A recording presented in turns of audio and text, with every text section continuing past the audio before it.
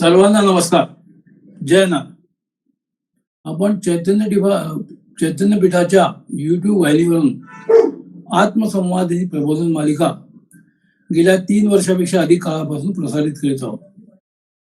या प्रबोधन मालिकेमध्ये आपले सद्गुरू आदरणीय बाबा महाराज आपल्याला वेगवेगळ्या विषयांवर बहुमत असं प्रबोधन करीत असतात. गेल्या काही पुष्पांपासून आदरणीय बाबा महाराज आपल्याला वैदिक भूगर्भ विज्ञान याविषयी प्रबोधन करीत आहेत. आत्मसंवादाच्या मागील पुष्पात आदरणीय बाबा महाराज म्हणाले की वैदिक भूगर्भ विज्ञान मीमांसा यातील काही सूत्रांवर विमर्श अशा पद्धतीने आपण चिंतन करीत आहोत. अशी एक धारणा आहे की भूगर्भ विज्ञानाविषयी माहिती 100 वर्षापासूनची आहे, पण आपल्या वैदिक वाङ्मयात ही माहिती पुरातन काळापासून आहे. वैदिक वाङ्मयाचा जर अभ्यास केला तर असे लक्षात येते की अथर्ववेदाचा उपवेद हा स्थापत्यवेद म्हटला जातो. याविषयीचा जो जाणकार असेल त्याला स्थपती असे म्हणतात. याच्या विभिन्न शाखा आहेत, विविध विषय आहेत. त्यात शिल्पशास्त्र हा महत्वाचा विषय आहे. मध्यंतरीच्या काळात स्थापत्यवेदाची संहिता उपलब्ध नाही. यातील विषयांचे जर संहतीकरण केले तर नवीन पिढीला एक संदर्भ उपलब्ध होईल अशी माझी खात्री आहे. म्हणून हा उपक्रम आपण हाती घेतलाय असे आदरणीय बाबा महाराज म्हणाले. सध्याची जी जिओलॉजी आहे ती आपण पाश्चात्य देशातून आयात केली आहे असे ते म्हणाले. त्यांच्या चष्म्यातून आपण भूगर्भ विज्ञानाविषयी माहिती घेतो अशी आजची अवस्था आहे. वैदिक वाङ्मयातील काही सूत्रे घेऊन स्थापत्यविद्याची एक संहिता म्हणजे भूगर्भ विज्ञान शास्त्र याविषयी आपण चिंतन करीत आहोत असे ते म्हणाले. बृहत संहितेमध्ये खनिकर्म व भूजल हे शब्द आले आहेत व आजच्या जिओलॉजीशी ते संबंधित आहे. भृगु संहितेकारांनी म्हटलं आहे शिल्पशास्त्रामध्ये कृषी कर्म, खनिकर्म व भूजल असे सम्मिलित केले आहे. या सर्व शास्त्रांचे एकत्रित करणारी संहिता म्हणजे स्थापत्य वेद संहिता. यातील निवडक सूत्र आपण संकलित केली आणि त्याला अष्टांग भूगर्भ विज्ञान संहिता असे म्हणू लागू. त्यातील निवडक सूत्रांविषयी आपण जाणून घेणार आहोत असे आदरणीय बाबा महाराज म्हणाले. मागल्या पुष्पामध्ये आपण भूकंप लक्षणाध्याय घेतला. आता तितकाच महत्वाचा विषय आज आपण घेणार आहोत. जसे भूकंपाचे अनुमान आपल्याला अजूनही शक्य होत नाही, तसेच पुराचे आणि अवर्षणाचे अनुमान काटेकोरपणे आजही शक्य नाही. पुरातन शास्त्रामध्ये जे संदर्भ आले आहेत किंवा संदर्भ आहेत त्याबद्दल आपण आज चर्चा करणार आहोत. साधारणपणे 80 पासून मी अनेक विभागांमध्ये माझे जाणे झाले असे बाबा महाराज म्हणाले.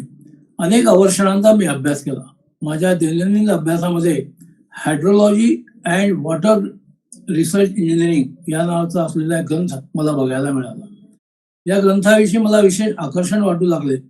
हा ग्रंथ लिहिताना ग्रंथकारांनी जे ग्रंथ रेफरन्ससाठी घेतले ते जवळपास 90% पाश्चात्य होते.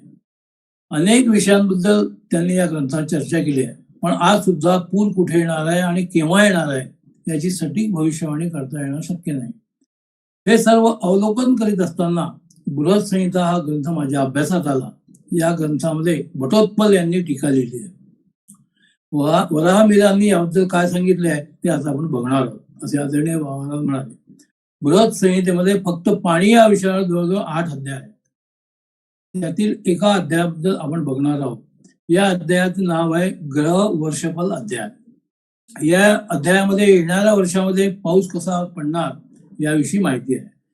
वराहमिर असं सांगतो की गुढीपाडव्याला नवीन वर्षाची जेव्हा सुरुवात होते, ज्या वाराने नवीन वर्षाची सुरुवात होत असेल त्या वाराचा जो स्वामी असेल तो त्या वर्षाचा राजा समजला जातो. जर हा वार रविवार असेल तर सूर्य हा वर्षाचा राजा असेल. मग त्या वर्षी पाऊस झाले धान्य या राजाच्या अनुषंगाने कसे असेल याविषयी सविस्तर माहिती या ग्रंथात दिली आहे. तसेच सोमवार म्हणजे चंद्र, मंगळ, बुध, गुरु, शुक्र व शनी हे ग्रह जर त्याला वर्षाचे स्वामी असतील तर त्या वर्षी पाऊस, धनधान्य, पीक वगैरे त्या वर्षात कसे असेल याबद्दलची विस्तृत माहिती आदरणीय बाबांनी इथे दिली आहे. व आपल्या अद्भुत अशा प्रबोधनात त्यांनी ही माहिती सांगितल्यावर सहज विराम दिला. मी बाबा महाराजांना विनंती करतो त्यांनी आजच्या प्रबोधनाला सुरुवात करावी. नमस्कार.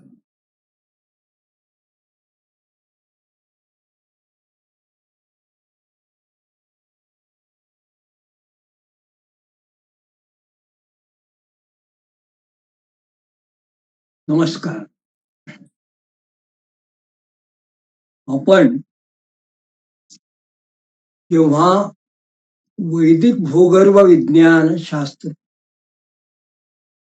याविषयी प्राचीन वेद कालापासून चालत आलेलं जे आपलं शास्त्रीय ज्ञान आहे, वैदिक ग्रंथामध्ये जे उद्धृत केलेलं आहे, पारंपरिक पद्धतीने जे भूगर्भशास्त्र विषय, सध्याच्या जिओलॉजी या विषय किंवा इंजिनिअरिंग जिओलॉजी, आर्किटेक्चर किंवा ॲग्रोटेक अशा विषयांमध्ये जेव्हा काही मंडळी अभ्यास करतात, तेव्हा पारंपरिक पद्धतीने हेच ज्ञान आपल्या ग्रंथात कुठल्या पद्धतीने सांगितलेलं आहे, त्याचं आपण वेगवेगळ्या विषयांमध्ये वेगवेगळ्या पद्धतीने जेव्हा चिंतन करतो आहोत अनेक ग्रंथाच्या आधाराने,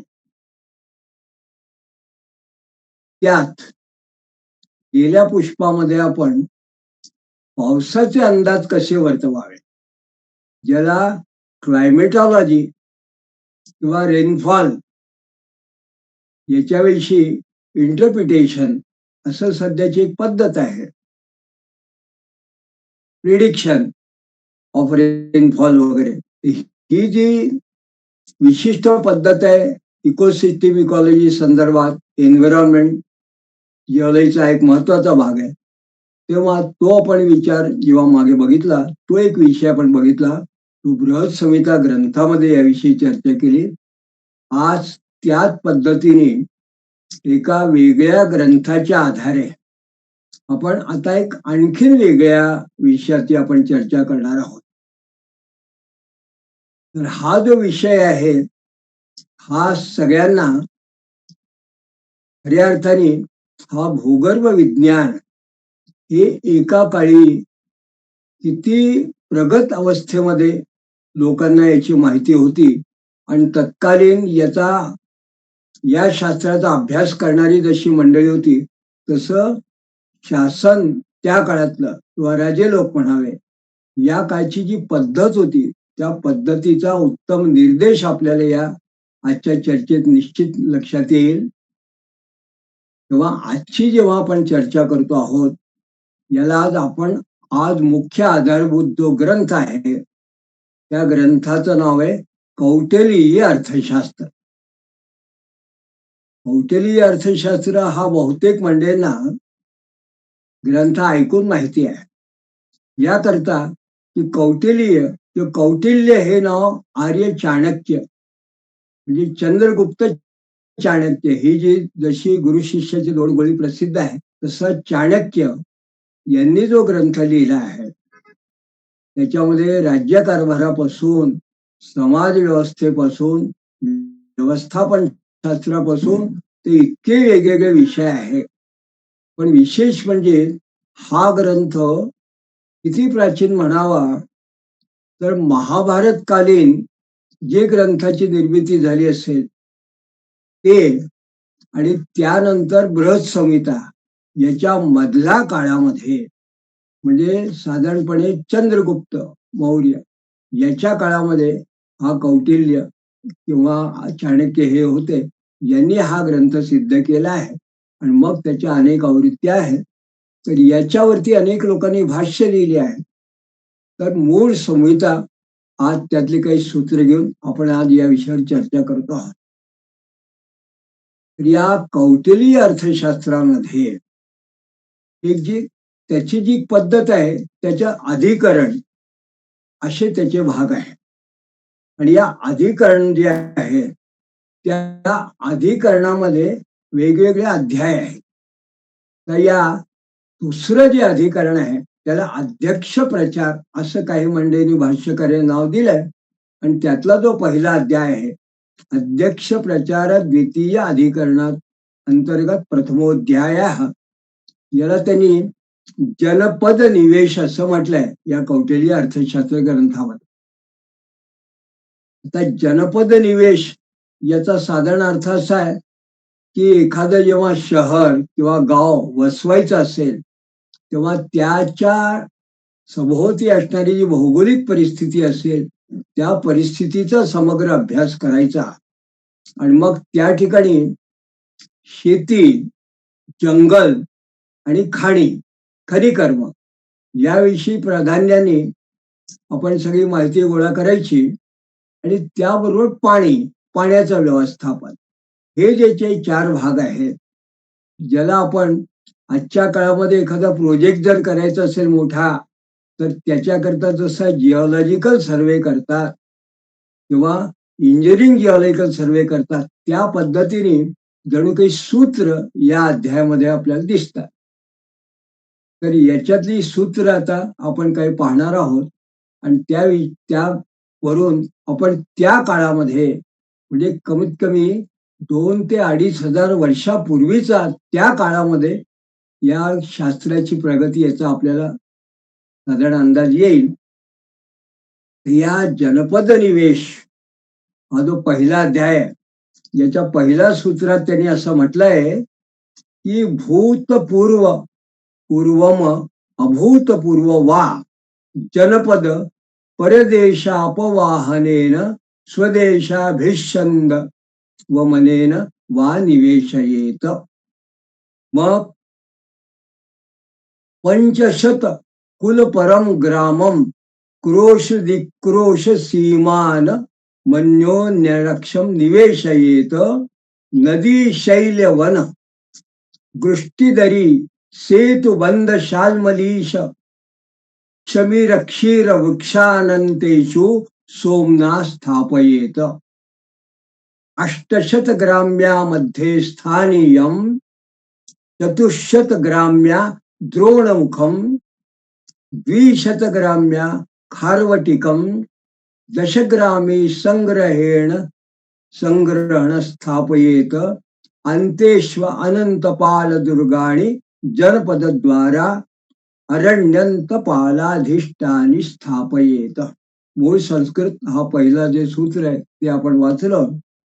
तर याच्यात विशेष काय आहे तर सुरुवातीपासून विद्यमान असलेलं एखादं गाव किंवा एखादा परिसर किंवा नवीन जनपद, त्याला जनपद असा शब्द आहे, आपण त्याला शहर, गाव, वस्ती वगैरे असं म्हणतो.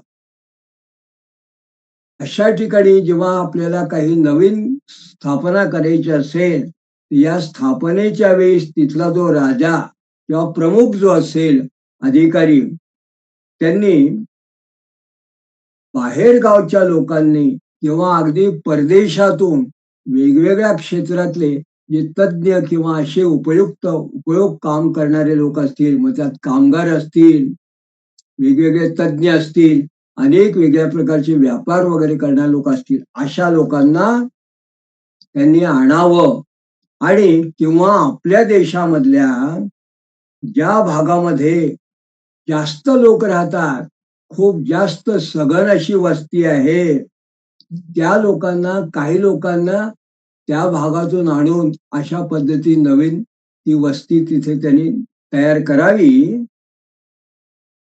आणि नवीन ही जी वस्ती आहे किंवा नवीन गाव किंवा ही अशा पद्धतीने त्यांनी वसवलं पाहिजे की प्रत्येक गावात कमीत कमी 500 कुलपरम ग्रामम 500-550 लोक तरी त्या ठिकाणी सहजपणे राहू शकतील अशा पद्धतीने त्या ठिकाणी त्यांनी वस्ती तयार कराव्या.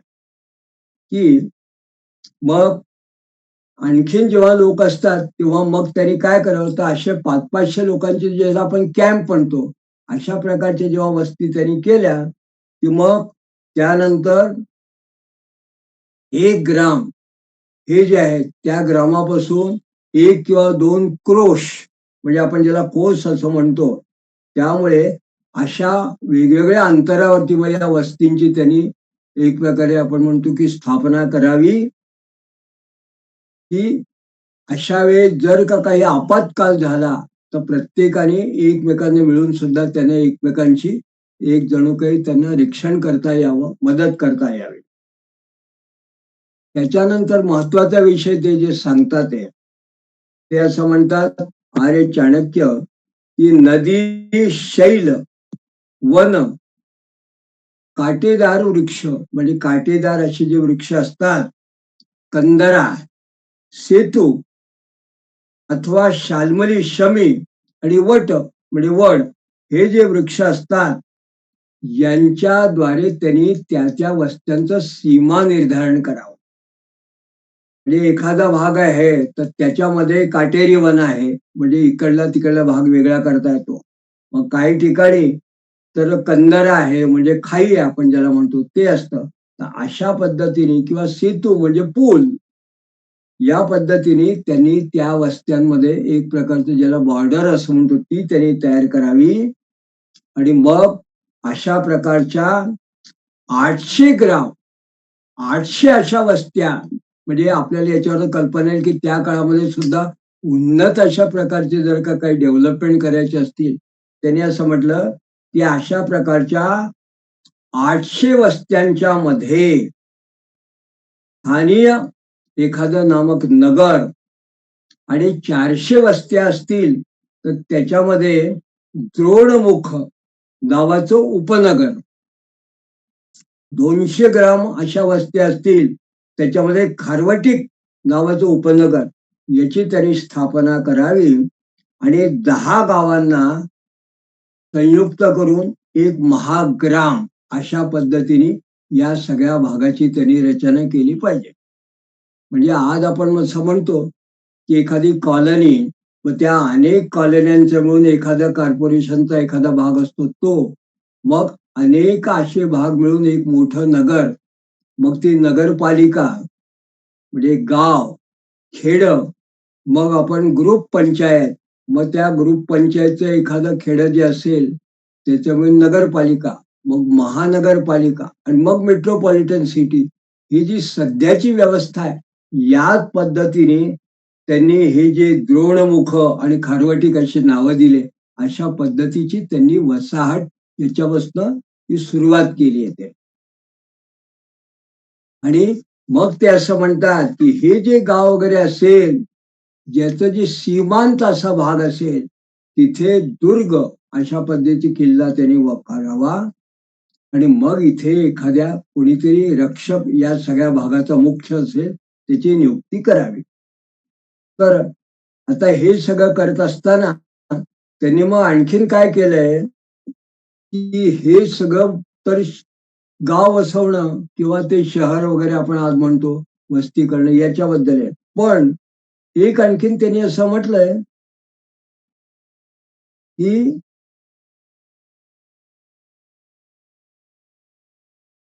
विक्रयाधान वर्गम करदेभ्या कृत क्षेत्राण्यैक पुरुषा काणी काणी प्रवैचेत अकृतानी कर्तुभ्यो नादेयात. म्हणजे एक ठिकाणी त्यांनी असं म्हटलं आहे की राजाला हे सगळी जी मंडळी वेगवेगळ्या क्षेत्राचे तज्ज्ञ असतात त्यांना तर बोलवलंच पाहिजे, पण या सगळ्यांना एक जी जमीन आहे या जमिनीविषयी त्यांनी अनुबंध केला पाहिजे. म्हणजे मुक्त पृथ्वी या पद्धतीने अनुबंध म्हणजे एक प्रकारच्या ऍग्रीमेंट वरती त्यांनी अशा पद्धतीने केली पाहिजे की ते हे लोक या जमिनीची विकाटिका मात्र करू शकणार नाही, तर ते लोक त्या जमिनीवरती कृषी म्हणजे त्या जमिनीला उर्वरक पद्धतीने कृषी योग्य ते लोक तयार करतील नवीन भागामध्ये. आणि जे लोक अशी जी जमीन असेल जी कृषी योग्य अशा पद्धतीने तयार करतील त्या त्या लोकांना परंपरागत पुढे त्यांना त्या शेतीवरती अधिकार राहील अशा पद्धतीने त्यांनी ते नियम केला. म्हणून त्यांनी असं म्हटलं की कृतक्षेणा ते एक पुरुषाधिका आणि प्रपच्छयेत अकृतानी कर्तुभ्यो नादेयात. म्हणजे असे जे लोक असतात ते लोक मात्र अशा पद्धतीने कार्य करणार नसतील, त्यांना विक्रीचा वगैरे काही अधिकार राहणार नाही. मग त्यांनी एक नियम घातला त्याच्याकडे. तो नियम काय आहे? अकृशता मच्छिदनेभ्या प्रपच्छेत ग्रामभूतक वैदेहका वा कृषेयु कृषंतो पहीनम दद्युः धान्य पशु हिरण्यश्चेनान ग्रहणीयाताने सुखेन दद्यु. म्हणजे जो शेतकरी आपल्या जमिनीवरती शेती न करता ती जमीन तशीच ठेवून पडी तशी पडला राहील आणि नुसती ती जमिनीवर अधिकाऱ्याने राहील, त्याच्याकडून ती जमीन परत घेऊन तरी दुसरा जो कोणी असा चांगले शेती करणार असेल त्याला त्यांनी जो अधिकार असेल त्यांनी द्यावे, प्रदान करावे.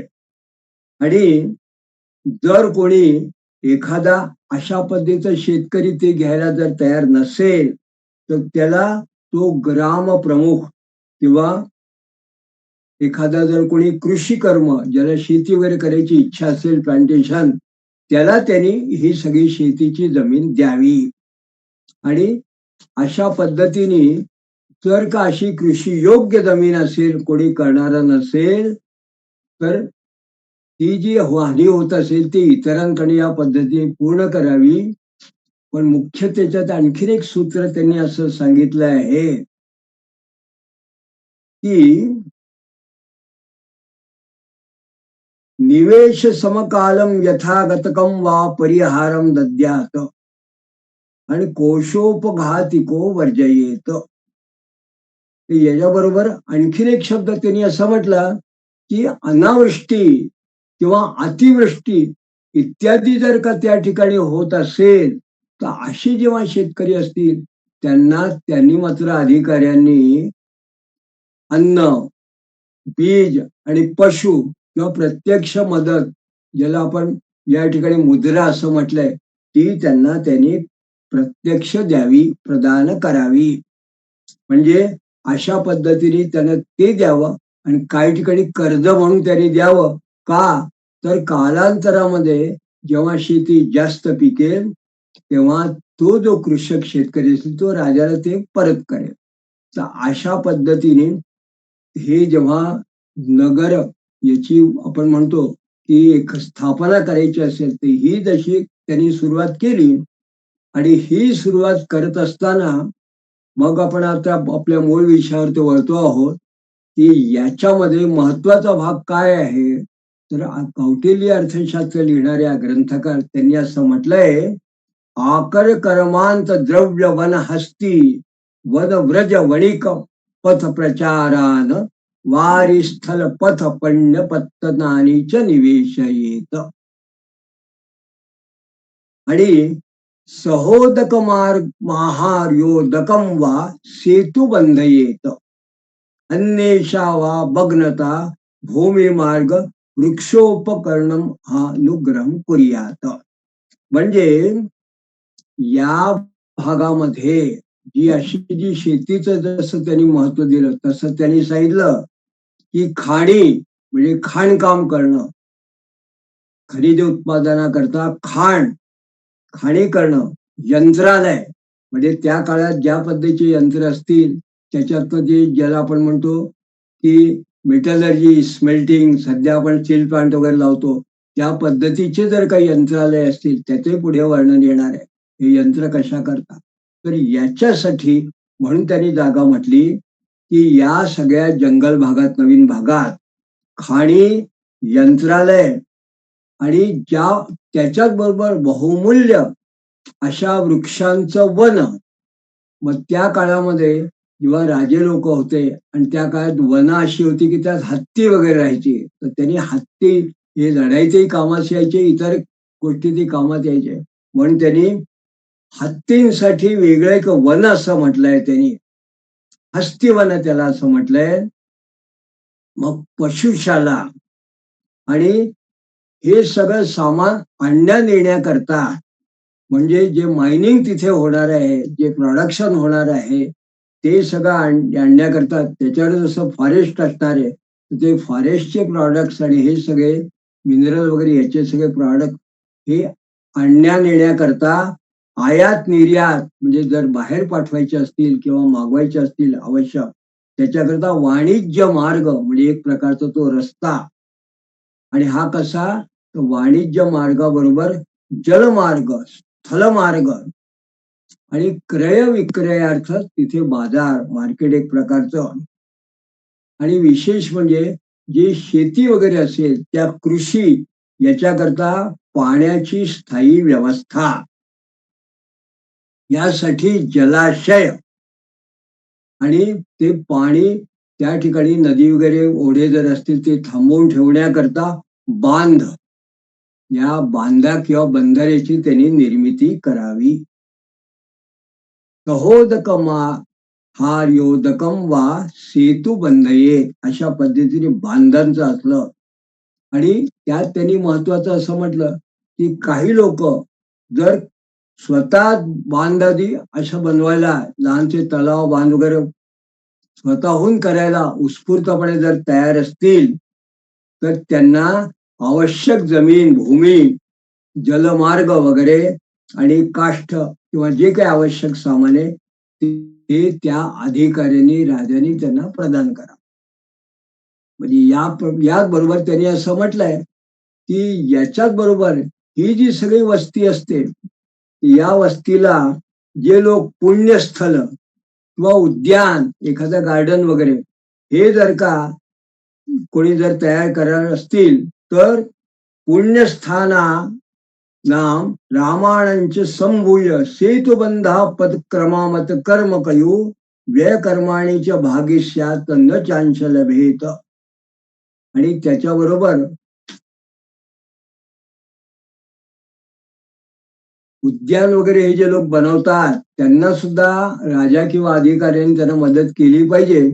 आणि अनेक लोक मिळून ज्याला स्वयंसेवी पद्धतीने आपण असं म्हणतो असे मिळून जर का पूल एखादा किंवा बांध वगैरे जर तयार करणार असतील तर त्याला आपल्या ठिकाणी स्वतः जर करणं शक्य नसेल तर त्याला त्याच्या ठिकाणी श्रमिक किंवा इतर जे अवजार वगैरे आहे किंवा असे तर त्याच्याकरता त्याला मदत केली पाहिजे. आणि हे जे होईल तर हे बांध किंवा सगळं जे होणार असेल जे तलाव निर्माण होतील तर त्याच्यामध्ये जे उत्पन्न होईल ते जे त्यानंतर आपण म्हणू की वन किंवा बगीचे हे सगळं उद्यान वगैरे जे तयार होईल तर त्याच्यात त्या अधिकारी किंवा राजाने काय करावं तर त्याच्यातून उत्पन्न होणारं मत्स्य म्हणजे मासे वगैरे प्लव शाकादी जो आहे ते मात्र त्या सरकारी किंवा तो जो असेल त्यांनी त्याचा तो भाग घ्यावा. आणि अशा पद्धतीने त्यांनी ही सगळी नगराची वसाहत वगैरे करायची. तर ही त्यांनी एक सुरुवात त्यांनी असं केलं. तर या पद्धतीने जेव्हा आपण असं म्हटलं की एखादं नवीन जर का गाव किंवा हे जर वसवायचं असेल एखाद्या भागामध्ये त्या काळामध्ये आपण असं ऐकतो की काही लोक जेव्हा फिरायचे आणि एखाद्या भागामध्ये ठरवलं की इथे आपण आता काहीतरी सुरुवात करायची असेल तर ती सुरुवात कशी करायची तर ते सुरुवात करताना या कौटिल्य अर्थशास्त्र या ग्रंथात आपण पाहिलं. आता यातला जो 12वा अध्याय आहे तो सुद्धा महत्वाचा आहे. मी मुद्दाम आपल्याला हे का सांगतोय कारण भूगर्भ वैज्ञानिक जो असेल जिओलॉजी जो असेल त्याला environmental geology ecology engineering architect या सगळ्यांबरोबर जेव्हा काम करायचं असतं तेव्हा या सगळ्याची त्याला माहिती असणं आवश्यक असतं. त्या पद्धतीने आपण असं बघितलं. आता महत्वाचा भाग म्हणजे यातला जो 12वा अध्याय जो आहे हा कसा आहे तर हा खाणींच्या संचालनाबद्दल आहे. Administration of mining. तर हा जो आहे हा याकरता महत्वाचा आहे की यात तो असं म्हणतो की आकराध्यक्ष हा शुल्व धातू शास्त्र रस पाक मणी रागद्यस्तज्ञ संघो वा तज्ञात कर्म करोप कर्ण संपन्ना कीटमूषांगार भस्मलिंग वा कर भूतपूर्व अभूतपूर्व वा भूमी प्रस्तर रस धातू मतर्थ वर्ण गौरव उमग्र अंधरसम परीक्षेत. 2-2.5 हजार वर्षापूर्वीचा ग्रंथ आहे, गद्यात लिहिलेला आहे, त्यामुळे भाषा थोडी क्लिष्ट आहे, पण तरी आपण माहिती करता म्हणून मुद्दाम आपण हे संदर्भ घेतो आहे संस्कृत. तर आता आपण त्याच्यावर भाष्य काय आहे, तर आता जेव्हा कौटिल्य ग्रंथकार हे जेव्हा खाणींविषयी सांगतात, मायनिंग विषयी, तेव्हा ते असं म्हणतात की याचा जो अधिकारी आहे, खाणींचा अधिकारी, खनिकर्माचा अधिकारी, हा धातू विज्ञान, धातुशास्त्र, रस, पाक आणि मणिराग आदी विषयक जे सगळे जे ज्ञान आहे, शास्त्र आहे, याच्यात तो पारंगत असल्या पाहिजे त्या काळावर. म्हणजे आजच्या काळात मायनिंग, मेटलर्जी, जेमॉलॉजी, मिनरॉलॉजी, कोर्स, या सगळ्याची माहिती त्याला असली पाहिजे. आणि त्याच्या बरोबरी करता त्याच्याकरता त्याला एक कार्यकुशल असे कर्मचारी आणि त्याला उपयुक्त अशी जी उपकरणं असतात, त्याच्यावर स्वतः काम केल्याचा सुद्धा त्याला अनुभव पाहिजे. म्हणजे आजच्या काळात जर एखाद्याने मायनिंग करायचं म्हटलं आणि तिथे ड्रिलिंग करायचं असेल किंवा जेमॉलॉजी किंवा याच्याकरता काही वेगळ्या पद्धतीचं आपण जेव्हा ग्रीगर मुलर काउंटर किंवा अनेक थेडोलाइट डम्पी लेवल कंपास वगैरे हे जेव्हा वापरतो, तेव्हा जो कोणी अधिकारी असेल त्याला या सगळ्याची माहिती पाहिजे, त्यांनी स्वतः याच्यावर काम केलं पाहिजे. तसं ते म्हणतात की हा जो अधिकारी असेल त्याला सुद्धा या यंत्राचं ज्ञान पाहिजे आणि उपकरणावर त्यांनी स्वतः काम केलेलं असलं पाहिजे. आणि असा जो आहे, असा जो कोणी अधिकारी जाणकार असेल, असा अनुभवी जो जाणकार आहे या खाणींचा, त्याला आकराध्यक्ष असं म्हटलंय. आकर आकर हे एक शास्त्र म्हटलंय मायनिंग करता. आकर विद्या असं काही ठिकाणी उल्लेख आहे. तर हा जो आकर अध्यक्ष आहे, हा कशा पद्धतीने काम करतो, तर जुन्या ज्या खाणी असतील, या जुन्या ज्या खाणी असतील त्या खाण्यांची कीट, म्हणजे अर्थात जुन्या धातूंचा मल, त्याला मल असं म्हटलंय. त्याला आपण आज असं म्हणा की अबेंडन माईन जे असतात, भंडारा, यवतमाळ वगैरे त्या भागामध्ये, नागपूरच्या आसपास मिळतात, ज्या मायनिंग कधीतरी होऊन गेले पण काही माल पडला आहे तिथे, मग त्याचा जो मल म्हणतात, एक्स्ट्रॅक्ट किंवा वेस्ट, याला असं म्हटलंय. मग याला हे जे मल आहे, मग त्यांनी मल असं म्हटलंय त्याला. तर जुन्या खाणींचं कीट अथवा धातू किंवा मल, मूषा, अंगार आणि भस्म, भस्म पावडर जिथे असतील, याचा चिन्हांचा त्यांनी हे सगळं पाहून त्यांनी परीक्षण करावं, जुन्या त्या भागात खाणकाम जिथे झालं असेल त्याचं. आणि किंवा नवीन जी खाण असेल त्याची जी जमीन असेल, भूमी, दगड किंवा रस म्हणजे जे धातू वगैरे असतील, याचं जे त्यांनी परीक्षण करून त्याची विवेचना करावी. आणि हे करताना ती कशी करायची, ते ही विवेचना करताना रंग, भार म्हणजे वजन, बंध, त्यांच्या कॉम्पॅक्टनेस, तीव्रता आणि या पद्धतीचं निरीक्षण करून त्यांनी परीक्षा केली पाहिजे याचं, असं या ठिकाणी हे ग्रंथकार सांगतात. आज जर का एखादा जिओलॉजिस्ट असेल, तर त्याला असं जर सांगितलं की नवीन भागात तुम्हाला जर का नवीन माईन ओपन करायची असेल, सर्वे करायचा असेल, सर्च फॉर इकॉनॉमिक मिनरल्स और मेटल्स, तर तो काय करतो, तो त्या भागात जे दगड असतील म्हणजे जे मिनरल्स त्याचा आधी शोध घेईल, मग ओर्स त्यात मिळेल त्याचा शोध घेईल, मग त्यात वेगवेगळ्या पद्धतीने त्याचा रंग कसा आहे, कलर, मग त्याच्यामध्ये हार्डनेस, बहुतेक लोकांना माहिती असतं, मग तो हार्डनेस बघतात, त्याची स्केल असते, मग त्या हार्डनेसच्या बरोबर काही ठिकाणी सल्फर वगैरे जर असतील तर त्याचा वास येतो, म्हणून मग त्याचा गंध बघतात, मग त्याची स्मेल, इरिटेटिंग पंजेंट स्मेल वगैरे ज्या ठिकाणी असेल त्या ठिकाणी काय, अशा पद्धतीचे आधी मायनिंग करताना सुरुवातीला सर्व याच पद्धतीने करतात. याच पद्धतीचं परीक्षण त्या आकाराध्यक्षांनी त्या लोकांनी करावं असं हे ग्रंथकार सांगतात. आणि मग हे निरीक्षण म्हणजे एक प्रकारचा सर्वे त्यांनी म्हटला, ते परीक्षण करायचं. मग ते म्हणतात पर्वतानाम विज्ञातो देशानाम बिलगुहोपत्यकालयन निगुड खाते ध्वंत प्रसंदिनी जंबूच्युत ताल फल पक्वहिद्राभि दहति ताल मना शिलाक्षौण हिंद्र गुलक पुंडरीक शुक मयूर पत्रवर्णा सवर्णो दिकौषधी पर्यताश्चिकना विशदा भारिकाश्च रसाः कांचनिका अप्सु निष्ठतास्तैल वदिसर्पिणाः पकमलग्राहिणश्च ताम्रभ्रुप्रयो शतादुपरिवेद्धारं तत्प्रतिरूपक मुद्गंधरसं शिलाजतु विद्यात. संस्कृत आहे म्हणून मी एका शब्दात तो पूर्ण आपण हा त्याचा जो भाग तो बघितला.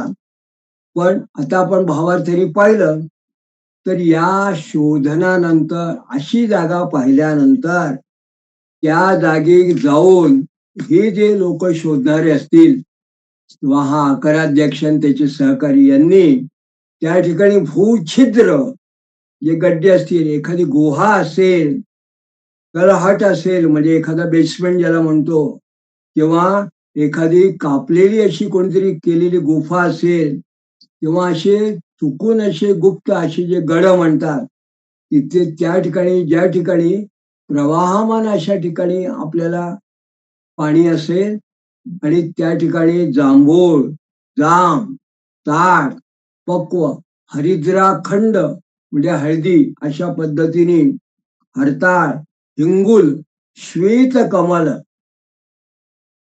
किंवा पोपट किंवा मोराच्या पंखासारख्या रंगावाले काही दगड किंवा पाणी आणि औषधी आणि अशा पद्धतीचं जिथे एखाद्या भूखंडाच्या जवळपास जर आपल्याला हे सगळे लक्षणं दिसले तथा त्याचबरोबर स्वच्छ, चिकट आणि भारी अशा पद्धतीचा रस जर त्या ठिकाणी असेल तर त्या ठिकाणी एखादे सोनं सुद्धा सापडण्याची शक्यता आहे असं त्यांनी अनुमान सांगितलं आहे. म्हणजे अशा ठिकाणी सुद्धा त्यांनी कुठल्या कुठल्या गोष्टीचा शोध घ्यावा तर ते सरळ म्हणतात की सोन्यासारखा सुद्धा धातू अशा ठिकाणी सापडू शकतो. हे लक्षण जर त्यांनी पाहिलं तर आता ते असं म्हणतो की या पद्धतीचा सौवर्णिक रस म्हणजे या पद्धतीचं जे पाणी जेव्हा आपल्याला हे सगळे दगडात वगैरे दिसून येतं, हा जर का हे त्या प्रकारचं पाणी जर का पाण्यात पडून किंवा तो जो रस आहे तेलासारखा तवंग जर त्या ठिकाणी उभा राहिला आणि तो जर का तवंग त्या ठिकाणी उभा राहून त्या पाण्यावरचा जो मल आहे तो जर का खाली बसला तर तो जो रस आहे त्या भागामध्ये दिसणारा, त्या खाणींच्या किंवा त्या जुन्या त्या जंगलच्या भागात दिसणारा,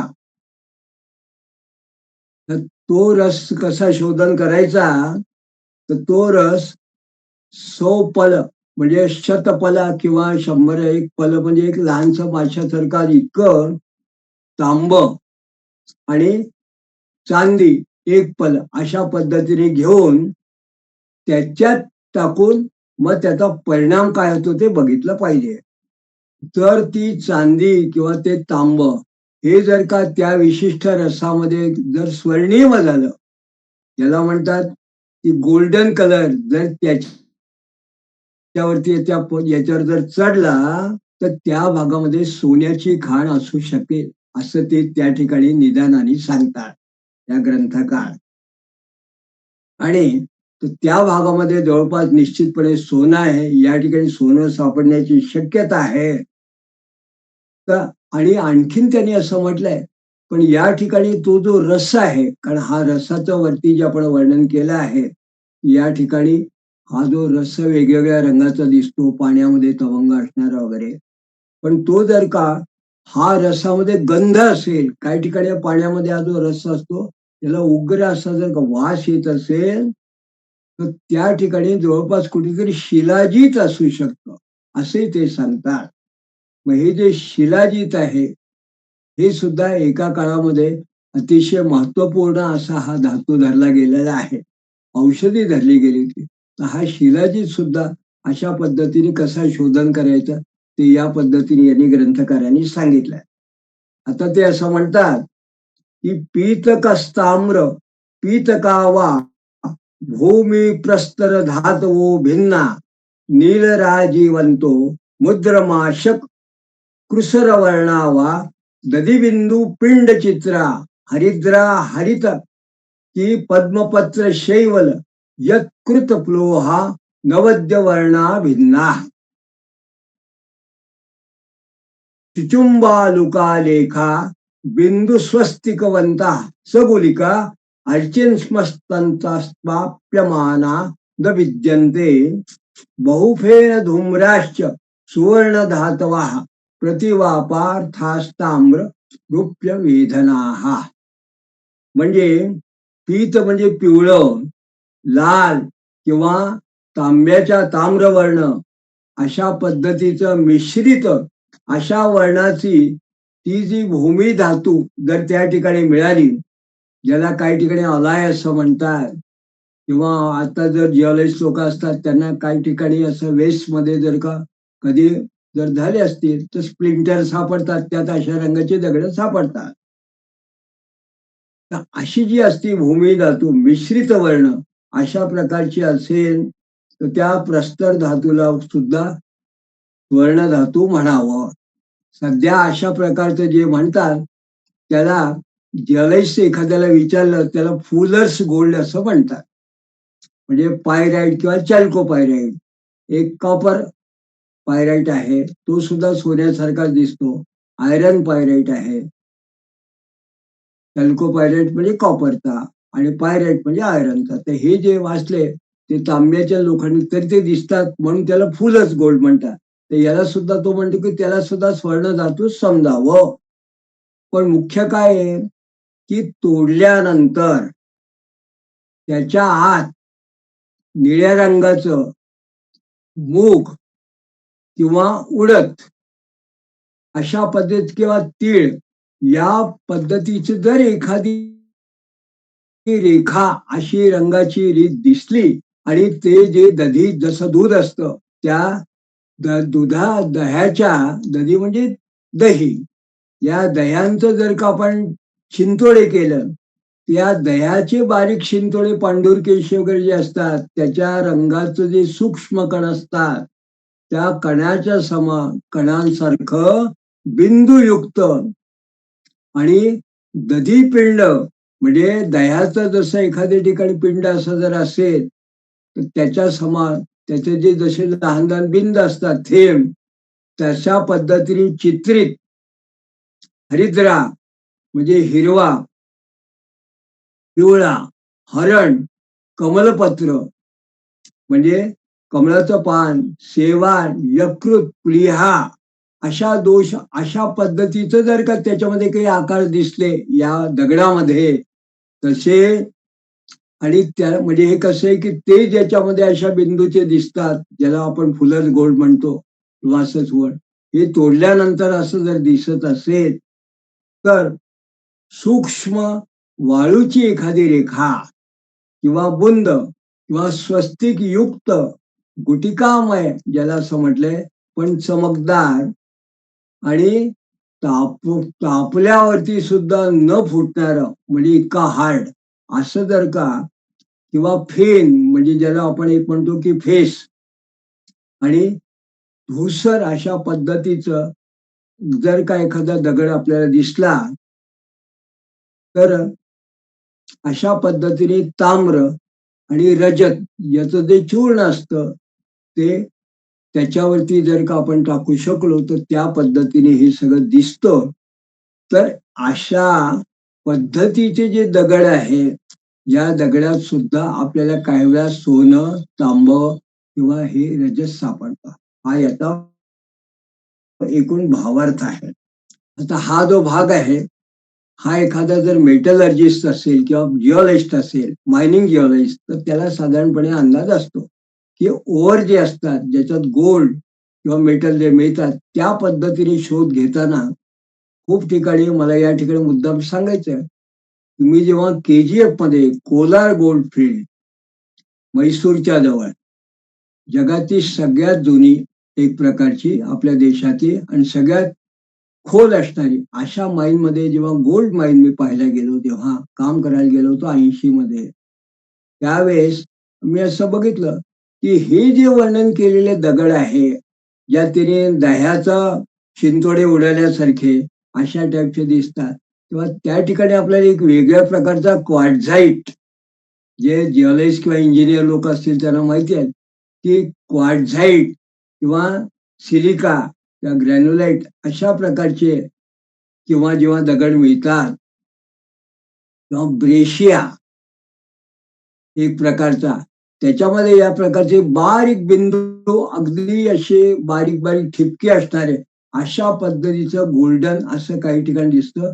काही ठिकाणी हिरवट असे जेव्हा डाग दिसतात तेव्हा त्याच्यामध्ये कॉपर असतं, काही ठिकाणी अगदी गोल्डन असेल तेव्हा त्यात गोल्ड मिळतं. आणि या पद्धतीचा दगड जो असतो तो घेतल्यानंतर मग जेव्हा विशिष्ट पद्धतीने स्मेल्टिंग करतात, त्याचं प्युरिफिकेशन जेव्हा होतं, त्यानंतर आपल्याला खऱ्या अर्थाने त्या खाणीतून आपल्याला सोनं मिळतं.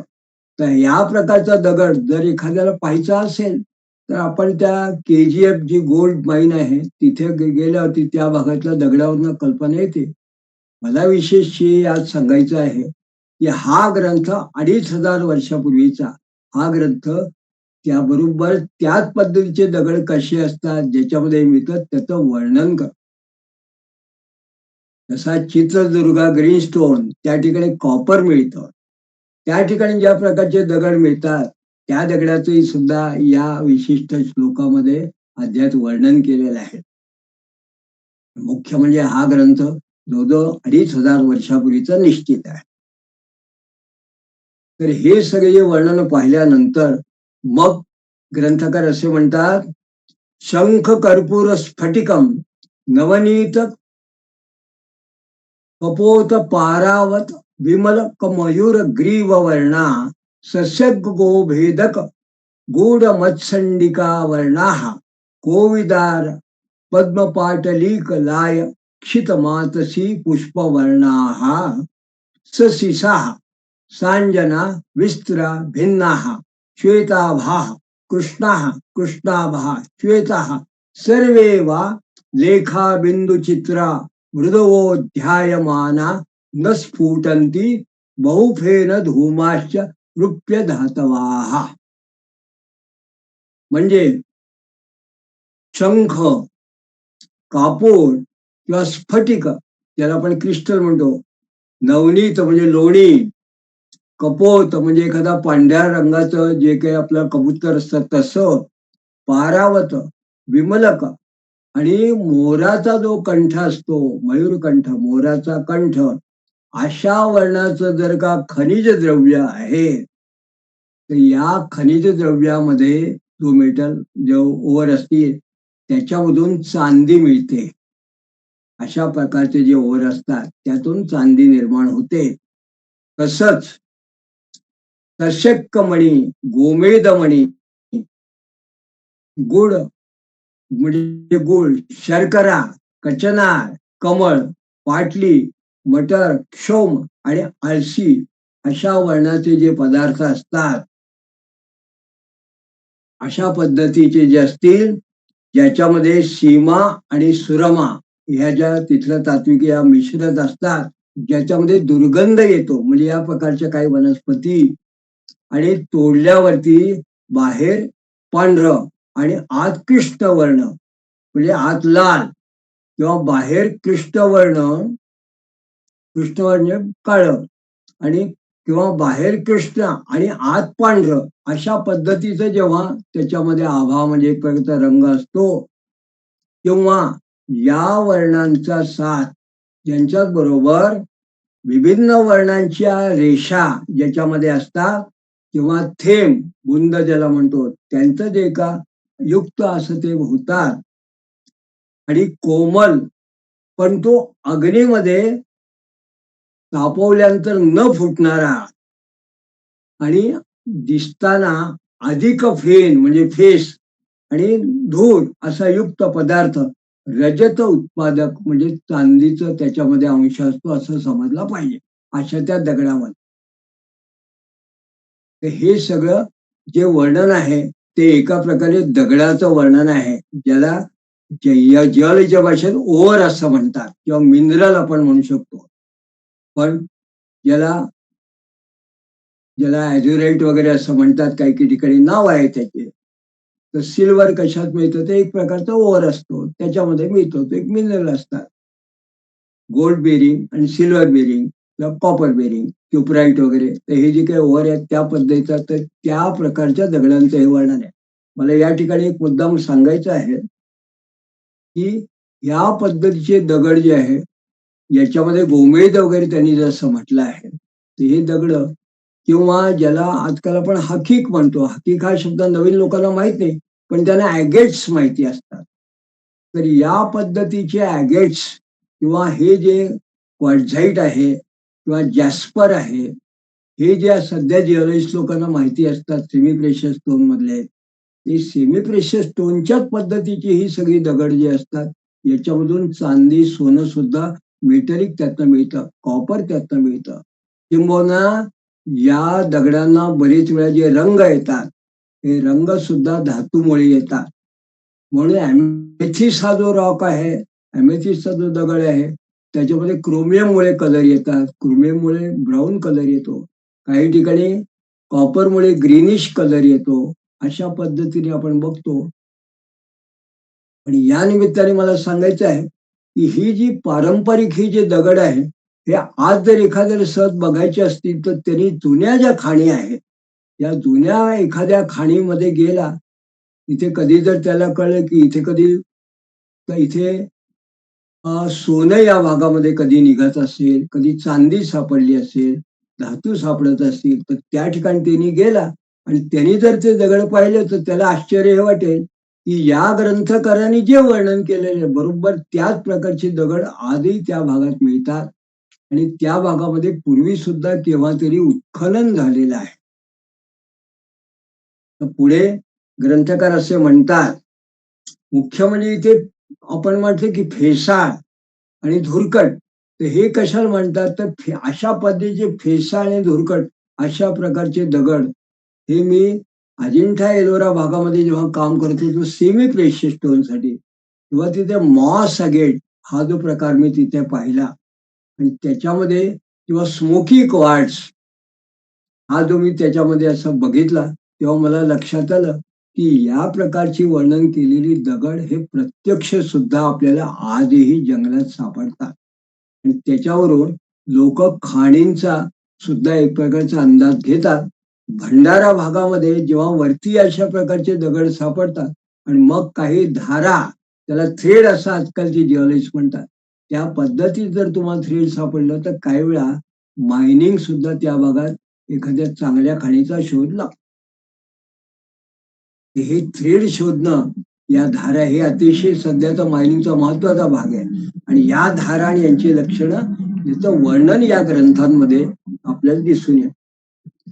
मग हे ग्रंथकार असं म्हणतात, सर्व धातूनाम गौरव वृद्धो सत्वबुद्धी, सत्ववृद्धी तेषाम शुद्धा गुणगर्भावा तीक्ष्ण मूत्रक्षार अभाविता राजवृक्ष वटपी लोगो पित्तरोचना महिषखर करभमूत्रलेंड पिंडबद्धास्त प्रतिवा वा पास्तवले वा विशुद्धा स्रवंती.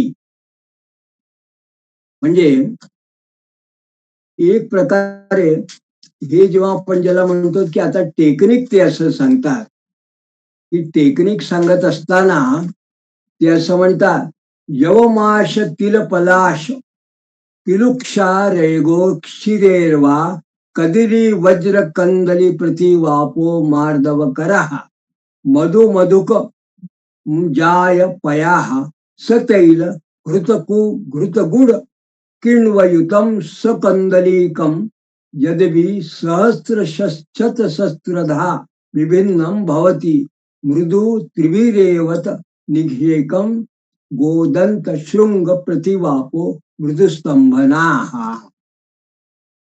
म्हणजे हे सगळे जे वेगवेगळे धातू आता त्यांनी सांगितले आहे, त्याच्यामध्ये वजनाप्रमाणे त्याचं जे वजन असतं, गुरुत्व त्याला म्हणतात, ठोसपणा, त्याच्याप्रमाणे त्याचं सारतत्व आणि त्याची क्वालिटी समजली जाते. म्हणजे जो धातू जितका जास्त हेवी असेल, भारी असेल, तो तितकाच त्याच्यामध्ये मूळ धातूचं सार जास्त असेल. म्हणजे कंटेंट ज्याला आपण म्हणतो. मग सध्या आपण असं म्हणतो की पर्सेंटेज किती आहे एखाद्या रॉकमध्ये. तर ते जे वजन आहे त्याच्यावरून त्या दगडाच्या ओव्हरच्या वजनावरून कळतं की या धातूची क्वालिटी कशी आहे. मग ज्या धातूंमध्ये अन्य धातू मिळाल्यामुळे अशुद्धता होते, त्यामुळे त्या धातूंचं जरी वजन कमी जास्त असेल तर त्यातला हा कौटिल्य अर्थशास्त्र ग्रंथकार असे म्हणतात की त्याचं सार तत्व जे अप्रकट दिसतं, मूळ धातू कसा आहे, किती आहे, इतरच काही त्याच्यात मिश्र आहे का, तर त्याचं सुद्धा शोधन करायला पाहिजे.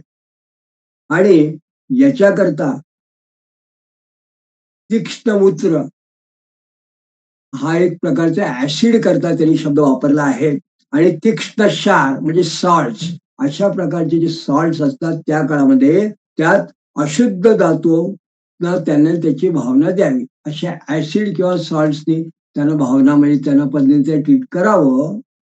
आणि मग त्या धातुवांना, ते जे धातूंची म्हणजे ते जे ओर असतील, दगड असतील, त्यांना अमलताश, वड, पिलू, गोपित्त, गोरचन आणि उंट्या वगैरे यांचं जे मूत्र असतं, त्यांनी याचंही वर्णन एक ठिकाणी केलं.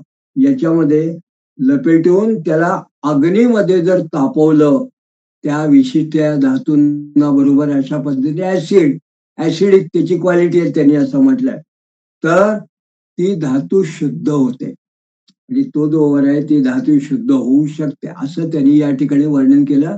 आपण असं म्हणावं की it is a Vedic traditional metallurgy purification system, एक वेगळ्या पद्धतीचं ट्रीटमेंट आहे ही. आणि मग ते असं म्हणतात की जर सोनं आणि चांदी याच्यामध्ये आपल्याला थोडं लवचिकपणा आणायचं असेल, मुलायमता ज्याला म्हणतात, मृदुता आणायची असेल, तर त्याच्यामध्ये तो जो दगड आणि ते जे मिळालेलं ओर असेल त्याच्यामध्ये उडद, जव, तीळ, ढाक आणि पिलू हे जे वृक्ष आहेत यांची छाल किंवा भस्म, म्हणजे यांना जाळून याचं भस्म करायचं किंवा याची छाल, याचं जे पर्ण असेल ते, आणि गाय आणि बकरीचं दूध आणि जिमीकंद या सगळ्याचं मिश्रण करून त्यांनी त्या पद्धतीने त्याची ट्रीटमेंट करावी, म्हणजे त्याला भावना द्यावी किंवा भावित करावं त्यांना. ते जर मधू म्हणजे मध किंवा मुलाठी म्हणजे ज्याला आपण म्हणतो ते ज्येष्ठ मध, आणि अजादुग्ध, तेल, घृत, गोळ, किण्व आणि कंदली हे जर का एकत्र करून जर का पिसून एकत्र कल्क करायचा, म्हणजे एक प्रकारचं आपण म्हणतो कॉम्बिनेशन त्याचं करायचं, का त्याचं एक कॉम्पॅक्ट अशा पद्धती एकत्र करून त्याचं आपण म्हणावं एक वेगळ्या प्रकारचं कल्क असा म्हटलेला आहे याला शब्द या ठिकाणी मूळ. आणि त्याच्या विशिष्ट जर भावनेने म्हणजे हे जे रसायन आहे, या रसायनाने जर त्या सोनं किंवा एखाद्या धातूला आपण जर का भावना दिली, तर तो कितीही पक्का दृढ असेल, न तुटणारा असेल, तर तो त्या पद्धतीने याच्या ट्रीटमेंटमुळे तो नरम होतो, नरम होऊन जातो, आपण त्याला तोडू शकतो. म्हणजे एक प्रकारे आज सुद्धा आपल्याला जेव्हा एखादा धातू खूप कडक असेल, त्याला नरम करायचा असेल, तर त्याला एक वेगळ्या पद्धती आपण ट्रीटमेंट देतो. मग ते करण्याकरता हा एक प्रयोग त्यांनी सांगितलेला आहे. आणि एक शब्द त्यांनी आणखीन जेव्हा या ठिकाणी म्हटला की गोदंत आणि गोशृंग, गोदंत म्हणजे गाईचं दंत आणि गोशृंग याच्या चूर्ण, याचं जर चूर्ण असेल तर स्वर्ण आदी याची जर का याची सोनं वगैरे याला जर का त्याची भावना दिली, तर यांनी सुद्धा त्याची कोमलता जी असते सोन्याची ती नष्ट होते आणि पुन्हा त्यात कठोरता येऊन जाते. अशा पद्धतीने एक वेगळा प्रयोग यांनी असं सांगितलं आहे. तर ते पुढे असं म्हणतात की भारिका हा स्निग्धो मृदुश्च प्रस्तर धातुर्भूत विभागो वा पिंगलो हरिता पाटलो लोहितो वा ताम्र धातु काकमेचक कपोत रोचना वर्ण श्वेतराज जिनद्धो वा विस्त्र शीस धातु उशर कर्बुर पक्वलो ध्रुवष्टो वा त्रपु धातु कुरुंब पांडुलोहिता सिंदूर वार पुष्पवर्णो वा तीक्ष्ण धातु काकांड भुर्जपत्र वा वैकृंतक धातु अच्छिस्तग्धा सप्रभो घोषवान शीत तीव्र वस्तनुरागश्च मणिधातु धातु समुत्थितम तज्ञात कर्मांतेषु प्रयोजयेत. म्हणजे भारी एखादा जर का हेवी आपण ज्याला म्हणतो आणि स्निग्ध आणि कोमल असा जर का प्रस्तर म्हणजे दगडामध्ये किंवा ओरमध्ये टाकणारा धातू असेल किंवा एखाद्या भूमीच्या भागामध्ये तांब्याची उत्पत्ती आहे तर अशा पद्धतीचं ज्या ठिकाणी ओर आपल्याला मिळेल त्या भागामध्ये तांब सापडतं. आणि हे जे उत्पत्ती स्थान आहे त्या ठिकाणी भुऱ्या रंगाचं एक प्रकारचं हिरव्या रंगाचं निळ्या रंगाचं हलकं म्हणजे लालसर रंगाचं किंवा आपण ज्याला जास्त गडद लाल अशा प्रकारचे सुद्धा दगड सापडतात. म्हणजे हे जे सापडतात ही जी जागा असते अशी जी भूमी सापडण दगड या ठिकाणी काय असतं तर या ठिकाणी आपल्याला तांब सापडतं कॉपर. मला या ठिकाणी थोडं विषांतर करून मला सांगायचं आहे की मी माझ्या भूवैज्ञानिक म्हणून काम जेव्हा पूर्व आयुष्यामध्ये काम करतो असताना मी राजपूर दरिबा या भागामध्ये जेव्हा काम केलं तेव्हा भंडारा जिल्ह्यात जेव्हा काम केलं होतं तेव्हा मला एक गोष्ट मला त्या भागात जावर माइन्स मध्ये जिथे लेड झिंक कॉपर याच्या माइन्स आहे आज सुद्धा राजस्थानमध्ये जावर माइन्सला ह्या भागात जेव्हा मी काम करत होतो तेव्हा मला एक गोष्ट मला अतिशय उत्तम अशी त्या भागात दिसून आली की त्या भागामध्ये जंगलात फिरत असताना या श्लोकात वर्णन केल्याप्रमाणे अशी दगड दिसतात आणि अशी चित्र विचित्र रंगाचे दगड दिसतात आणि त्याच भागामध्ये बरोबर तांब्याच्या खाणी आहे जस्ताच्याही खाणी आहे आणि त्या खाणींच्या वरच्या भागामध्ये जिथे आपल्याला माहिती त्या भागामध्ये हे वर्णन केल्याप्रमाणे दगड आजही आपल्याला दिसून येत. विशेष ते काय आहे तर त्या भागामध्ये स्प्लिंटर्स म्हणतात. म्हणजे काही ठिकाणी लोक असं म्हणतात की जुने काही असे लोक होते त्यांनी या भागामध्ये शोधन केलं अशा या जुन्या ग्रंथांच्या आधाराने जंगलातून ज्यांनी ग्रंथकारांनी सांगितलं त्या वस्तू गोळ्या केल्या काय गोदुग्ध असेल अमुक तमुक सगळं गोळा केलं मधू वगैरे आणि त्यांनी तिथल्या तिथे तो जो दगड असेल कॉपर तो व्यवस्थितपणे तापवून वगैरे सगळं करून त्यातलं तांब काढलं आणि उरलेला जो असते चौथा तो फेकून दिला एक्स्ट्रॅक्ट. तो जो फेकला तर ते जे लहान लहानशे असे त्या पद्धतीने तयार केलेले असे जे त्यांच्या असं म्हणतो की छोटे छोटे पात्र होते त्याला स्प्लिंटर असं म्हणतात. म्हणजे हा स्टील प्लांटला जो मोठा असतो ज्यातनं स्टील तयार होतं ती जी भट्टी असते त्याच्याच आकाराचं पण मातीचं लहान त्याला स्प्लिंटर त्या मातीच्या तयार केलेले ते तुकडे तिथे सापडतात.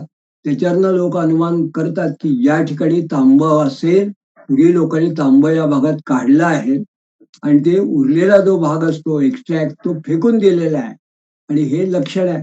आणि बरोबर त्या भागात मग नवीन नवीन माईन अजूनही सापडतात कॉपर सापडतात. तर या पद्धतीचं हे स्प्लिंटर्स हे अजूनही आपल्याला त्या भागात दिसून येतात.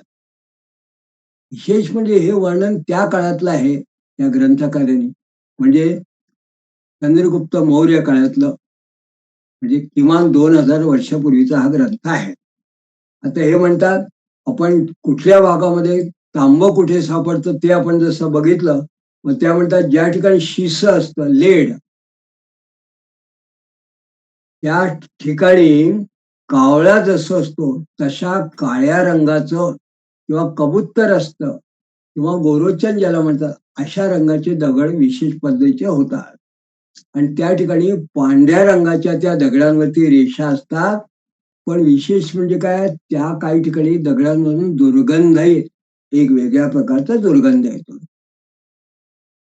आणि रांगा हा जो म्हणतो त्याचं एक प्रकारचं जे वर्णन असेल त्यात त्यांनी असं म्हटलंय की त्याचं अनुवरा भूमी जशी असते किंवा पांडूर म्हणजे फिक्कट रंगाची किंवा आपली वीट असते त्या विटकरी रंगाचा असा दगड असतो, त्या ठिकाणी सुद्धा हे आपल्याला सापडतो.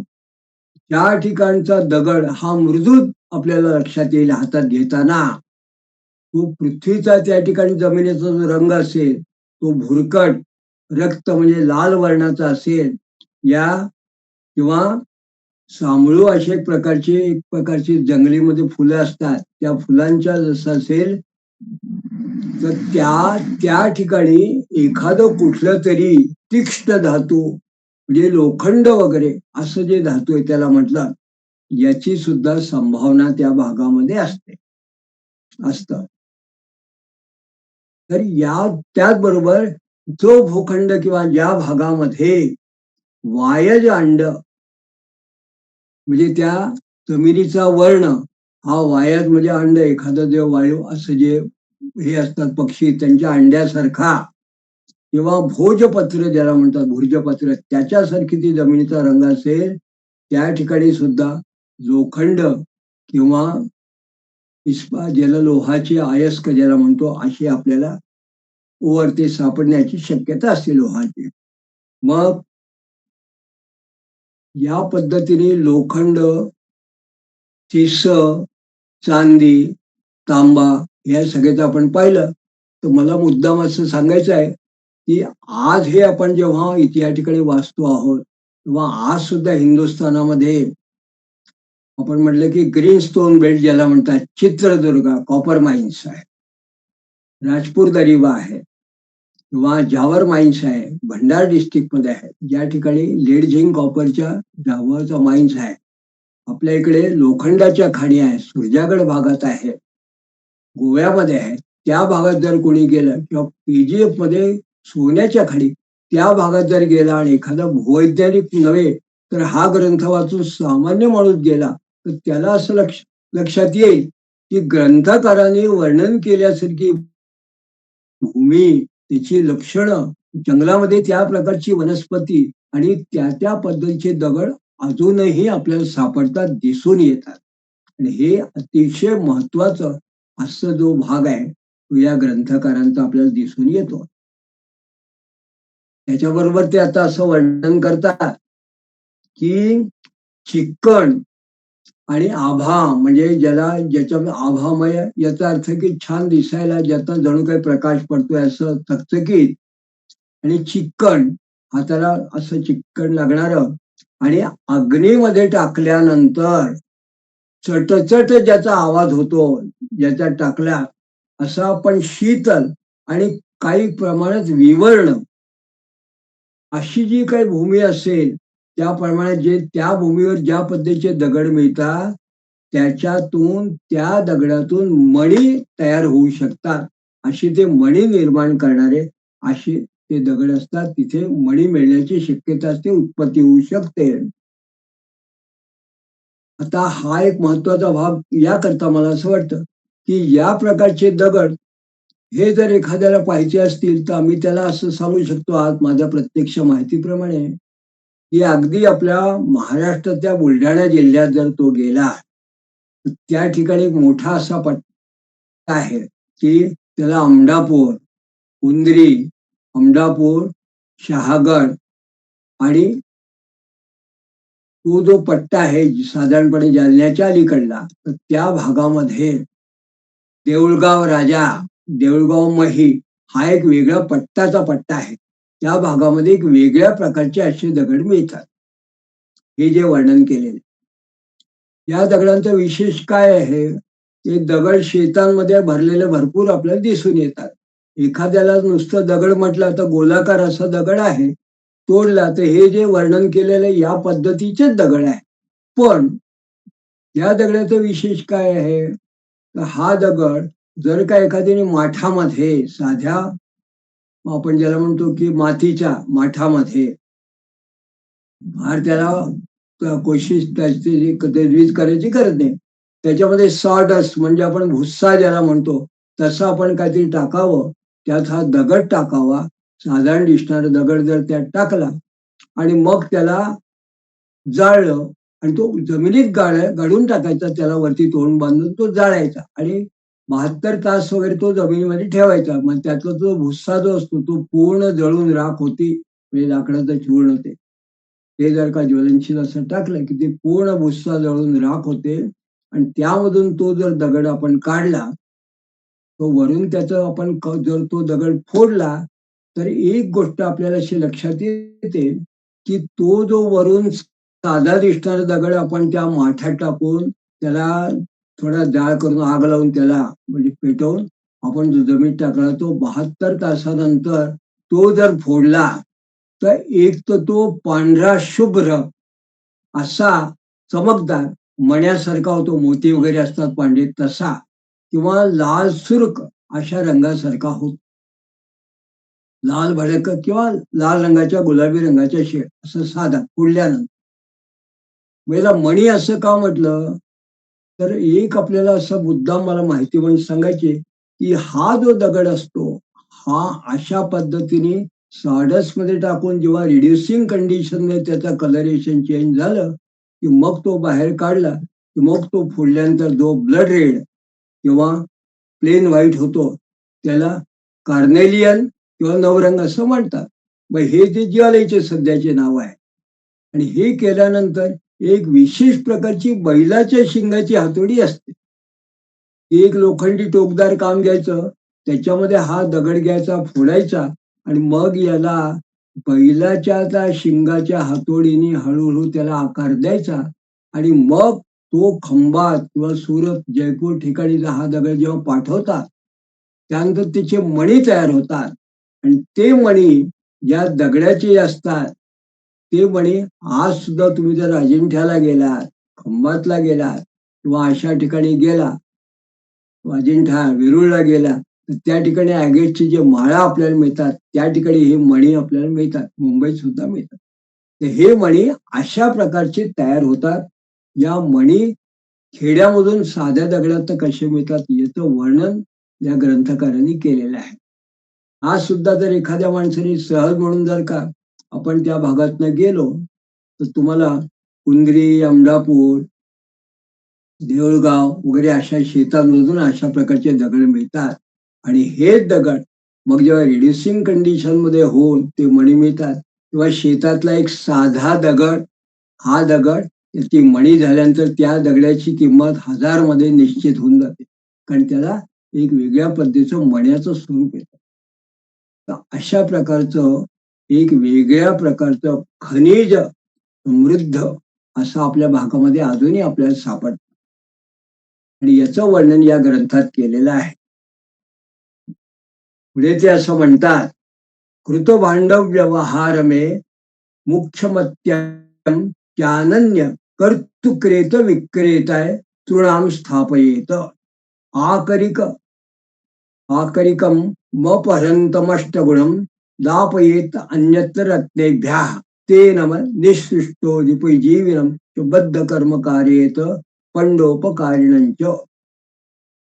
तर त्याचबरोबर व्यक्रिया भारिक कमाकरम भागेन प्रक्रयेण वा दद्यात लाभ विधात्मना कारयेत लोहाध्यक्ष ताम्रशीस द्रपो वै कृंत कृतंकार कूटस्थ वृत्त कंसताल लोह कर्मांतान कारयेत लोह भांड व्यवहारांच.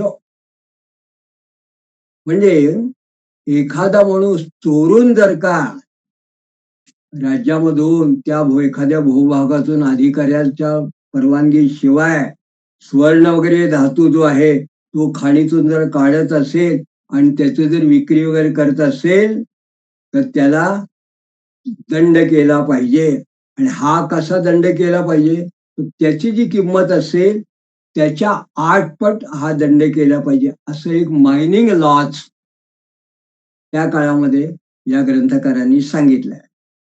आणि एखादा माणूस चोरून जर का असं खनिकर्म करत असेल किंवा खनिज पदार्थ हे चोरी करून काढत असेल, तर त्याला बंदी बनवून कठोर त्याच्यावर कार्यवाही करावी आणि त्याला दंड देण्यापडते.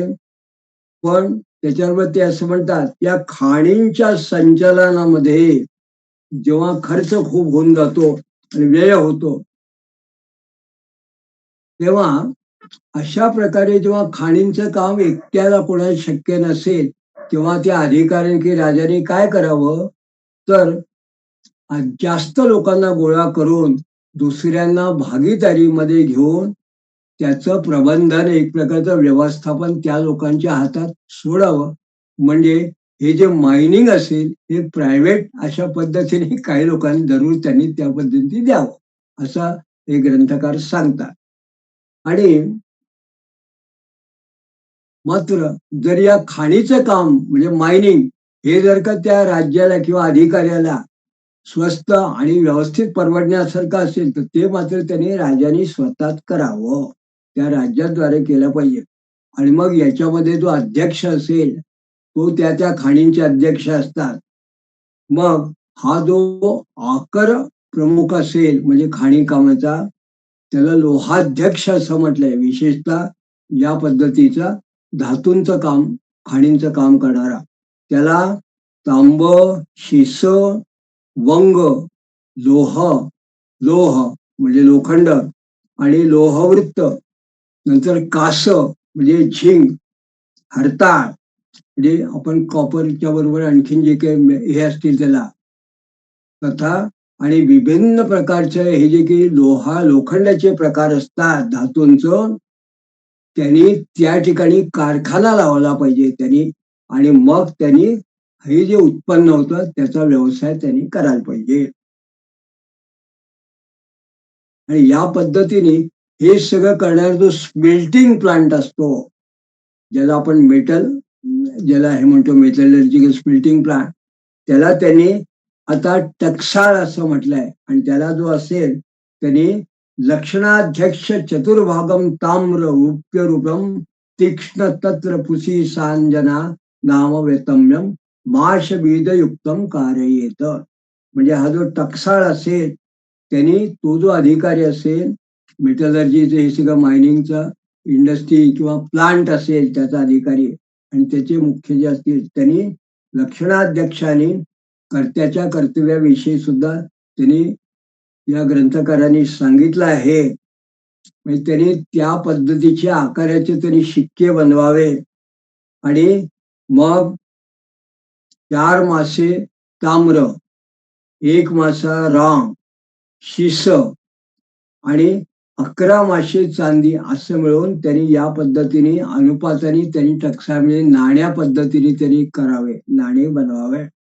आणि मग आजच्या काळामध्ये, पूर्वीच्या काळात जसं 10 पैसे 20 पैसे वगैरे असे मिळायचे किंवा त्याच्या आधी दुवन्नी चवन्नी असं लोक म्हणायचे, अशा पद्धतीचं जे शिक्के असतात, शिक्का पूर्वी चालायचे, कॉइन्स ते चालायचं.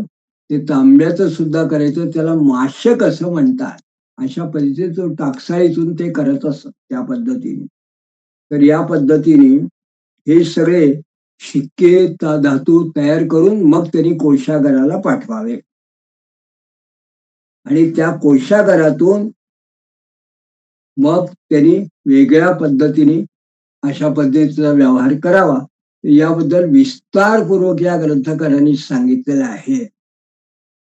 आता एक प्रकार हे जसं झालं तसं त्या काळामध्ये धातू जसं झालं तसं लवण, वेगवेगळ्या प्रकारचे सॉल्ट्स, हा सुद्धा मिनरलचाच भाग आहे. तर हे जे सॉल्ट्स म्हणतात, आता आपण जसं तो मॅग्नेसाईट आहे, डोलोमाईट आहे, मिल्क ऑफ मॅग्नेशिया वगैरे हे जसे बनवतात, ताल वगैरे, तर हे काही जे असतात त्याला त्या काळामध्ये लवण असं म्हटलेलं आहे, कारण लवण खार वगैरे.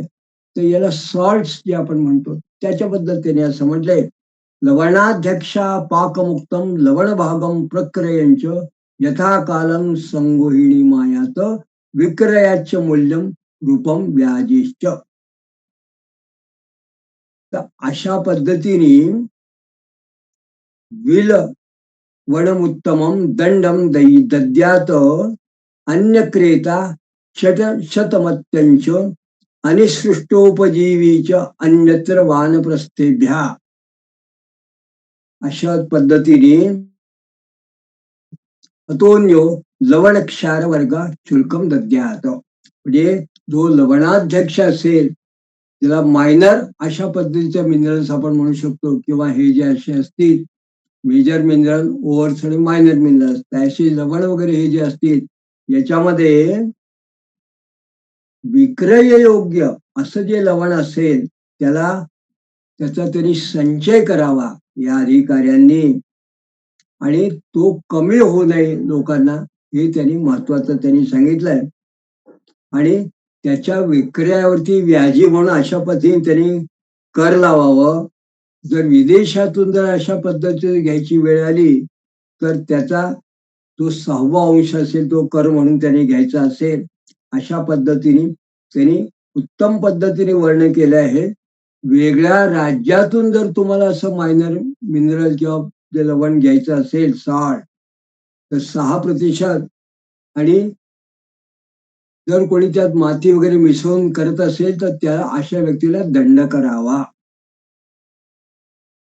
आणि याच्या व्यतिरिक्त क्षार वर्ग याच्यामध्ये जे काही येतात पदार्थ त्याच्यावर उत्पादन शुल्क सुद्धा राजाला त्या वर्णन द्यायला पाहिजे. क्षार वर्ग किंवा लवण हा शब्द आता आपल्याला असं वाटतं की याचा मिनरल्सचा काय संबंध आहे, पण आपण असं बहुतेक वेळ जर बघितलं तर अनेक मेडिकलचे प्रॉडक्ट्स जे आहेत ज्याचा आधार हा या जंगलामध्ये ज्याला औषधी म्हणतात त्याच्यामध्ये खूपसा भाग आपल्याला आता मिळतो. आज जर कोणी म्हटलं की टाल्कम पावडर, तर टाल्कम पावडर म्हणजे हा जेव्हा आपण म्हणतो एक वेगळा भाग, किंवा टाल्क काय आहे, तर टाल्क हा खनिजच आहे. त्या पद्धतीने कुंकवामध्ये आपण जेव्हा काहीतरी चमक टाकतो तेव्हा ते मायका आहे, म्हणजे हे सुद्धा खनिजच आहे. मॅग्नेसाईट आहे, त्याच्यामध्ये आपल्याला मॅग्नेशियम वगैरे कॅल्शियम जे असतात, तर हे एक प्रकारे आपल्याला या पद्धतीने पावडर जेव्हा हे मिळतात आपल्याला, काही ठिकाणी औषधीत उपयोग करतात, काही ठिकाणी इतर ठिकाणी वापरायला आपण उपयोग करतो. चुना सुद्धा चुनखडी म्हणून आपण म्हणतो, तर त्याला सुद्धा सॉल्टच म्हटलं आहे. तर याला हा सगळा जो भाग आहे हे ज्याला मिनरल असं म्हणतात, याच्याबद्दल या ग्रंथकारांनी म्हटलं आहे. आणि वेगवेगळ्या प्रकारची ते असं म्हणतात, खनिभ्यो द्वादशमिदं धातू पण्यंच संहरेत येषम सर्वेषु पण्येषु स्थापयेन मुखसंग्रहम. म्हणजे अशा पद्धतीने खाणींमधून निघालेले जो 12 प्रकारचे जे धातू असतील आणि त्याच्यातून तयार होणारे जे पदार्थ आहे त्याचा संचय हा जो 11 अध्यक्ष म्हणजे मायनिंग वगैरे करणारा किंवा त्यांचा जो अधिकारी असेल, मायनिंग मेटलर्जी जो अधिकारी असेल, त्याचा जो मुख्य असेल, त्यांनी हे सगळं त्यांनी बघावं, त्याचा संचय संग्रह त्यांनी करावा. आणि कोश अर्थात राज्याची धनाची जी उत्पत्ती असेल त्याच्यात, आणि दंड ही याच्याकरता त्यांनी याच्यावरती सगळं नियंत्रण ठेवावं. कारण याच्यामुळे या कोशामुळे हा जो त्याच्यामधून आवक होणारे त्याचा जो काही त्याची रेव्हेन्यू असणारे या मायनिंगमुळे होणारा, ते ग्रंथकार असे म्हणतात, याच्यामुळेच सैन्य शक्तीची सुद्धा वृद्धी होते. आणि कोश आणि दंड याच्यामुळे जी काही वृद्धी होते त्यामुळे खऱ्या अर्थी राज्याला वाढवण्याकरता, सुबत्ता येण्याकरता ते आवश्यक असतात. म्हणून तो म्हणतो की पृथ्वीची प्राप्ती याच्यामुळे होऊ शकते. पृथ्वी कोशदंडाभ्या प्राप्यते कोशभूषण. म्हणून या सगळ्याचा इन्कम आहे त्याच्यामुळे होऊ शकते. आज आपण या आगळ्या वेगळ्या कौटिल्य अर्थशास्त्र या ग्रंथाच्या संदर्भाने किंवा मायनिंग मेटलर्जी याविषयी आपण चर्चा करतो आहोत, तेव्हा आपल्याला असं लक्षात आलं की फक्त पूर्वीच्या काळी आपल्याकडे हे सगळं होतं असं नव्हे, त्याचा संदर्भ आहे, होत होतं, याची प्रमाणे आहे आणि या ग्रंथासारखे ग्रंथ हे प्रत्यक्ष प्रमाण आहे. किंबहुना माइन्स ऍक्ट आणि मायनिंगचे रूल्स आणि ऍडमिनिस्ट्रेशन या संदर्भात सुद्धा उत्तम पद्धतीने यात वर्णन केलेलं आहे. तेव्हा आता पुढच्या भागामध्ये आपण जेव्हा याच्याविषयी आणखीन आपण चर्चा करू, तेव्हा या मायनिंग संदर्भामध्ये सोनं ही अतिशय महत्वाची धातू जी आहे, त्याचा एक वेगळ्या प्रकारचा जो काही अधिकारी असतो आणि त्याचं जे कार्य आहे, त्याचं जे ऍडमिनिस्ट्रेशन आहे, त्या संदर्भामध्ये ग्रंथकार काय म्हणतात ते आपण पुढल्या भागात बघणार आहोत. तोपर्यंत आपण याच ठिकाणी आपण विश्राम घेऊया. अवधूत चिंतन श्री गुरुदेव दत्त.